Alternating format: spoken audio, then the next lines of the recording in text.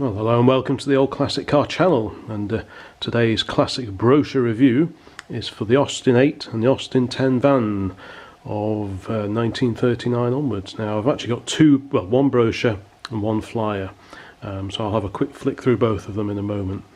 The Austin 8, it was launched in February of 1939 and was powered by the 900cc side valve engine lifted straight from the Austin Big 7. It continued in limited production until 1943. Prior to the war, there were 2- and 4-door saloons, tourers and vans, which is what we're interested in here. They did resume production in 1945 and continued till about 1948, I believe, but there was only the 4-door saloons and the vans being made by this point in time. The pre-war vans were codenamed AV, and post-war they were the AV1s. So let's have a quick look here. If we just put that one to one side. This is a flyer solely for the Austin 8 van, and if we look closely down here, it's had a sticker put over it for the price changes. I believe when this was originally printed, possibly prior to the war, it was £120, and the price has been revised twice, and at this time, which I think was July 1945, it was £210. Okay, well this particular single sheet flyer is for the Austin 8 van only. This was circa 1945, but the publication itself may have been slightly early because the price has been amended a couple of times. By this point it was £210, available in grey primer. And let's see what it says. This smart and modern van will carry up to 600 weight, so that's just over a quarter of a tonne, with ample reserves of power and strength. It's a van built for long life with dependability, presenting efficient transport with economy and simple maintenance. It's fully equipped, easy to control, and provides full comfort for the driver. There are wide doors for ease of loading, and the van floor is less than 24 inches, or 2 feet from the ground. A distinctive van which will prove to be an excellent business investment. I mean, little vans like this, these were beloved of your butchers, your bakers and your candlestick makers. They were not fast vehicles by any stretch of the imagination. And there's also a little note up here which could have been added afterwards. It says, owing to difficulties in obtaining supplies of certain materials due to the war, we are unable to guarantee the weight of this van to be under 1200 weight and within the £10 tax. So presumably there was some sort of limitations on either the sheet metal work, steel, because these were steel bodied, not alloy, or possibly the timber inside, and it may have just tripped it over into the next tax bracket. Obviously if you look at it, it's clearly an Austin 8, but there are lots of subtle differences if you look at the front end between the van and the saloon. For example, the saloons have the shiny Mazak plated radiator grille, whereas on the vans it was only painted, and these have cheaper non-chromium plated lamps on them, and they mount into the wings, whereas on the saloons they mount into the side of the radiator surround. So there are lots of little differences, even though on the face of it you'd think it was the same as the saloon. But that's the Austin 8 van flyer. If we just have a quick look on the other side, it says again, loads up to 600 weight, tax £10. We've got the brief details of the engine: 4-cylinder water cooled with aluminium detachable head, side valves, blah blah blah, Zenith downdraft carburetor, RAC rating 7.99 horsepower. This was a rating based on the bore size and the engine, and from that was what the taxation level on the vehicle was calculated on. And the overall height was 5'7" and the overall length 11'10".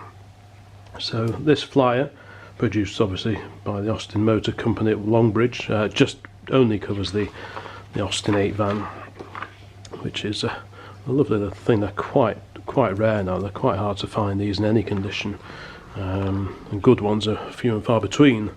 Now the other brochure, which is also just pre-war, covers the Austin 8 and the 10 vans, and on the cover we've got the 10, which is just a little bit larger vehicle. If we compare it to this, if we can get them both in, the roofline on the 10 is much higher and the body is larger. It's got these separate rear wheel spats, a bit like the later Austin Devons had, the A40 pickups and the vans, and yes, it's just a slightly larger, heavier vehicle and slightly better equipped, if I recall correctly.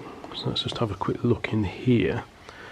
So we open it up and we've got the specification for the 8s and the 10s. I don't think I really need to go through all that, but I will zoom in, and so if anyone wants to have a read up on it, they can do. Let's have a look. Priced at the works. The 8, well, this point is £245 now, and this was January 25th, 1947. So that's that. And if we open it up, we have the chassis features.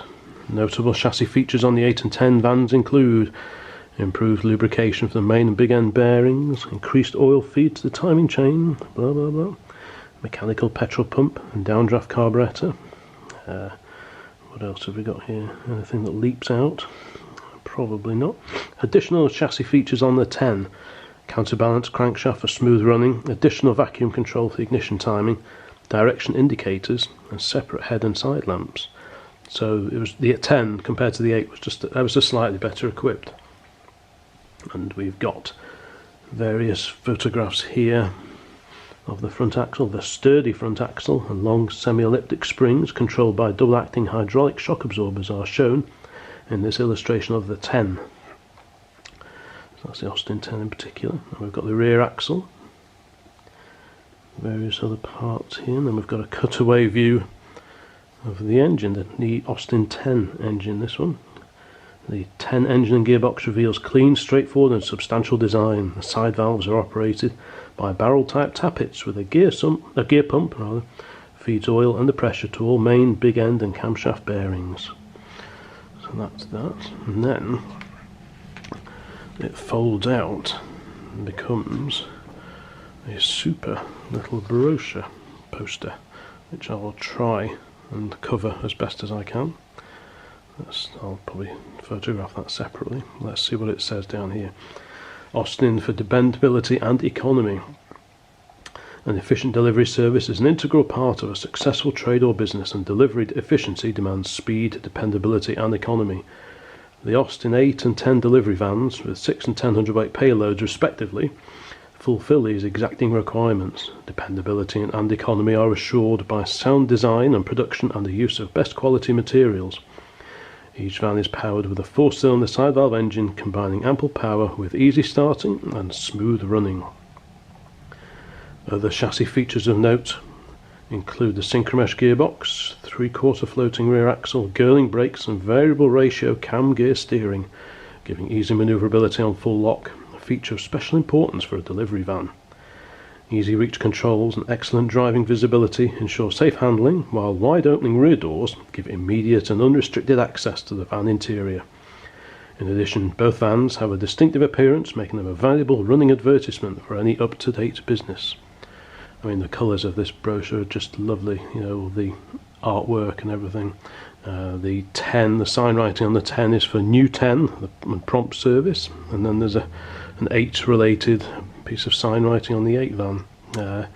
It's all very colourful, very optimistic at a time when optimism and just hope for the future were first and foremost in people's minds. I think with the war slowly unwinding, and you know, a couple of years down the road by this point, things were still very difficult. Living conditions were still very difficult for a lot of people in this country, and anything that could sort of boost morale was a good thing.